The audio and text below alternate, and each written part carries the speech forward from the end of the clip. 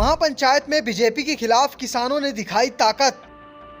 हरियाणा चुनाव से पहले जिंद में इकट्ठा हुए हजारों किसानों की बड़ी संख्या तो पुलिस ने सील किए बॉर्डर। आज हरियाणा में किसानों ने महापंचायत की। जिंद के उचाना की अतिरिक्त अनाज मंडी में ये महापंचायत किसान आंदोलन को लेकर हुई।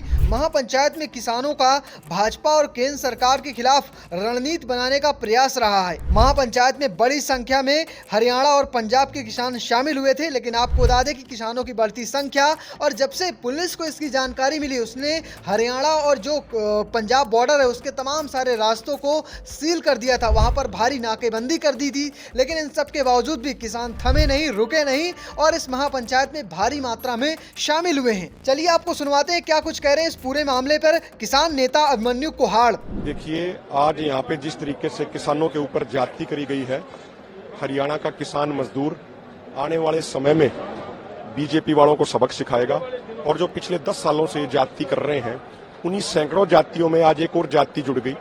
शांतिपूर्ण हम पंचायत करना चाहते थे, लेकिन जिस तरीके से मजदूर भाई जो टेंट का काम करते हैं, जो साउंड का काम करते हैं, उनको धमकाया गया, उनको डराया गया, थाने में उनको बैठाया गया, जो जाति करी गई है, उन जातियों का ब्याज समेत हिसाब किताब करेंगे।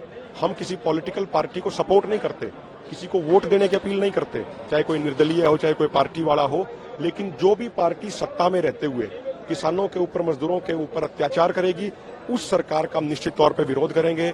चाहे वो बीजेपी पार्टी हो, चाहे कोई और पार्टी हो, हरियाणा का किसान मजदूर, हरियाणा की 36 बिरादरी डट के उसके सामने खड़ी होगी, उसका विरोध करेगी।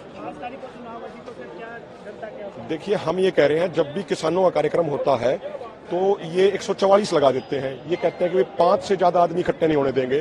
तो अब की बार 5 अक्टूबर को आप देखिएगा, किसी गांव में 5 से ज्यादा वोट बीजेपी को नहीं मिलेगी।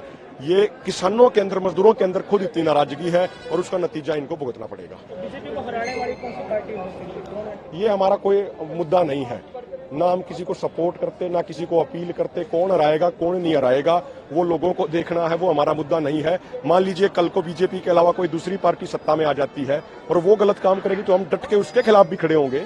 2014 से पहले भी हम डट के खिलाफ खड़े होते थे। हमारा मुद्दा लोगों की लड़ाई लड़ना है, हमारा मुद्दा किसी पॉलिटिकल पार्टी को जिताना या किसी को वोट दिलाना नहीं है। देखिए, चुनाव अलग बात है। हमारा ये प्रयास है कि हमारे जितनी डिमांड्स हैं, ये पहले मैं क्लियर कर दूं, ये एक तो हमारी डिमांड्स नहीं है। सरकार ने अलग अलग समय पे हमारे साथ कमिटमेंट्स किए हैं, वायदे किए हैं।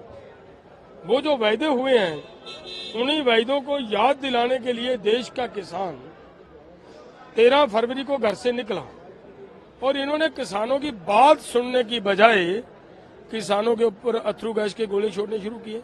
और मैं उससे भी पहले की बात कहूं तो 6 या 7 फरवरी को रोड्स ब्लॉक कर दिए गए, बड़ी बड़ी बैरिकेडिंग की गई, सड़कों के ऊपर कीले लगा दी गई ताकि किसान दिल्ली ना जा पाए।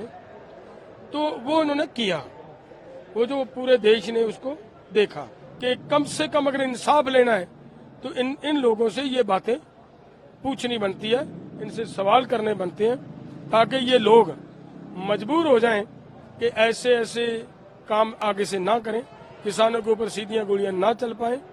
तो उसके लिए एकजुट होकर लड़ाई को और मजबूत करना पड़ेगा। तो फिलहाल आपको क्या लगता है, क्या इस महापंचायत से हरियाणा चुनाव में भाजपा को नुकसान होगा या फायदा? कमेंट बॉक्स में जरूर बताना और पेज को फॉलो करना, चैनल को सब्सक्राइब करना बिल्कुल मत भूलिएगा। धन्यवाद।